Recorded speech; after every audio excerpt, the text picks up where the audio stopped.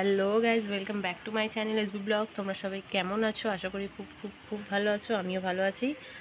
আর আজকে সব ভাই বোনেদের আগে প্রথমেই জানিয়ে দিই হ্যাপি রক্ষাবন্ধন। আজকে হচ্ছে রাখি। আমিও যাবো হচ্ছে আমার ভাইয়ের কাছে, সব বোনেরা যাবে কিংবা কিছু ভাইয়েরা আসবে। তো যাই হোক, আজকের দিনটা মানে এখান দিয়েই শুরু করছি ব্লগটা। এই যে আমার কর্তার আমার ছেলে দুজনেই শুয়ে আছে। আমার ছেলের অ্যাকচুয়ালি শরীরটা খুব একটা ভালো নেই, একটু প্রবলেম হয়েছে ওর। তো ওই জন্য যাবো কি যাবো না অনেক মানে দোনো চলছিল, বাট লাস্ট ফিনিশিং যাচ্ছি। ভাইয়ের কাছে যাওয়ার আজকে সব বোনেদের তাড়া, ভীষণ তাড়া। তো চলো ব্লগটা এখান থেকে স্টার্ট করছি, দেখি কী কী শেয়ার করতে পারি তোমাদের সাথে। ও কি পাগলিদের মতন অবস্থা। এই যে ছেলে এখানে খাচ্ছে, ঘুম থেকে উঠে বসে আপেল খাচ্ছে, কি অবস্থা। আর এই দেখো আমার অবস্থাটা দেখো, দেখাচ্ছি। আজকে পরে যাব, এটা হচ্ছে শাড়ি, ইচ্ছা আছে এটা পরারই, বাট ফলস পার বসাইনি। এখন ফলস পার কর্তাকে আনতে পাঠিয়েছি, এনে ফলস পার করবো, তারপর যাব। বলছে এতদিন কী করছিল, ঘুমাচ্ছিলে ঘরে বসে? মনেই ছিল না, মাথাতেই ছিল না। তো যাই হোক গেছে। আর রাখি ফাঁকিগুলো আমি কিনবো, নিজে পছন্দ করে কিনবো, বছরে একবার বলে কথা।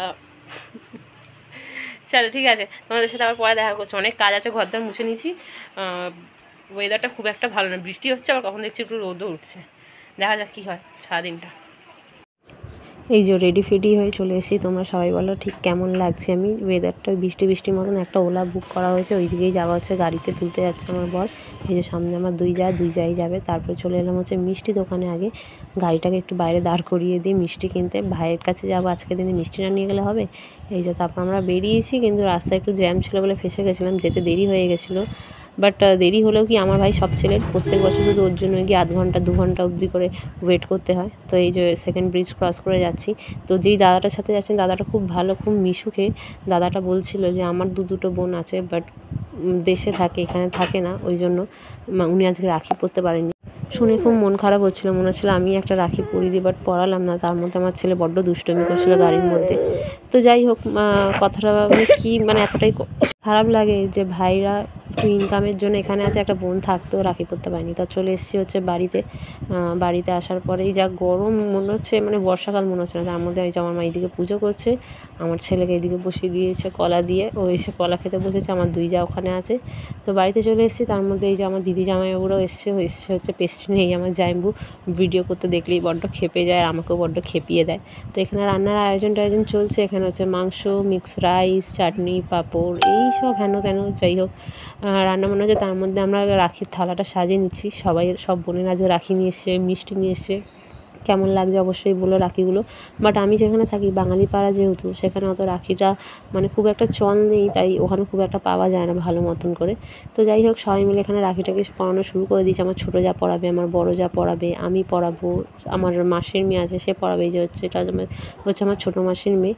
তো ও প্রথমে স্টার্ট করলো রাখিটা। তো আমি সর্ব লাস্টে গেছি। তো ওকে গিফটটা দিচ্ছে, আবার ওকে গিফট দিয়ে দিল। দুজনে মিলে গিফট নেওয়া দেওয়া হয়ে গেলো। তো আমার মাসি আবার তারপরে বলছে, উঠে পড়ছে বলে গিফটটা দিয়ে বলছে নমস্কার করলি না? ও তো তোর থেকে বড়, নমস্কার করা উচিত। ভাই বোনদের মধ্যে এগুলো আর চলে না, বাট বড়রা শেখায়। তো এটা হচ্ছে আমার ছোটো যা রাখি পরাচ্ছে।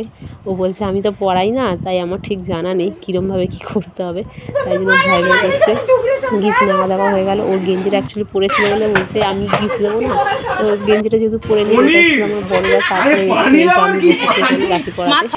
তো এখানে ভিডিওটা আমার বোন করছে বলে ভিডিওটা একটু উল্টো হয়ে গেছে। তো যাই হোক, কিছু মনে করো না।